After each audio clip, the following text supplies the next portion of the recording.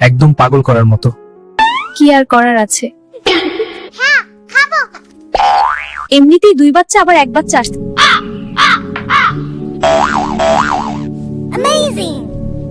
আমার ভালোবাসার স্বামী আজ বাড়িতে আসতেছে।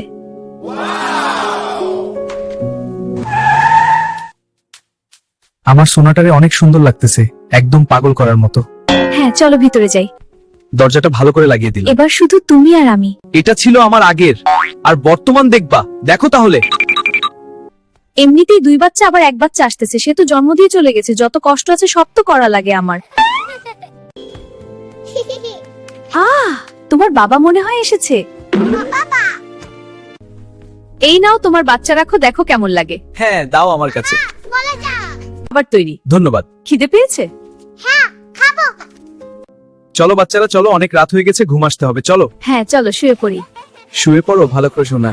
তাসলিমা শুনু, বাচ্চাদেরকে আজকে দ্রুত ঘুম পাড়াও। আচ্ছা ঠিক আছে, আগে লাইটটা অফ কর। তাসলিমা বাবুরা কি ঘুম আসছে? এখনো ঘুম আসেনি, মনে হয় আরেকটু সময় লাগবে। তাসলিমা বাবুরা কি ঘুম আসছে? এখনো ঘুম আসেনি, মনে হয় আরেকটু সময় লাগবে। বাবুরা ঘুম আসেনি? না গো, এখনো ঘুম আসেনি, আরেকটু অপেক্ষা কর। ওই কি হলো? না রে, ঘুম আসেনি।